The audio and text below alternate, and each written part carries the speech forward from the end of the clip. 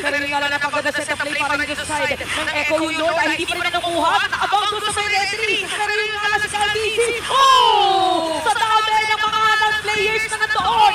Si Owen pa rin na nakakakuha kasi diretso pa. Super Marco. Si Sanford konti na lang. Boom! Huli pa! Dito sa kamay ng idol ng mga kids. Sanji with the immortality, pinili mukhang buy time ang kanilang laruan. Pero look at DC, look at the base. Mukhang may base race na magaganap. PNQB versus the world at lang DC ang susunod. Kung hindi siya makakatakas at hindi natutuloy si Carl doon sa baba. Ang nagkakapitan pa rin na doon sa mga may immortality. Super Marco Calvisi. Nakasalubong ni Calvisi at biglang nawala.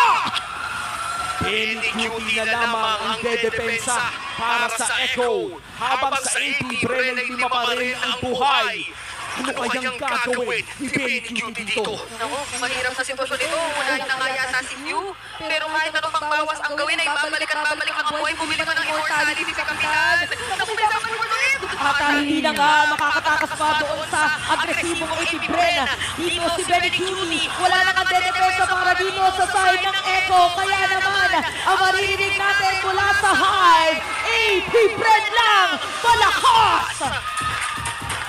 Sa tagisan ng lakas ng M4 at M5, M5 pa rin ang nanaig sa labang ito.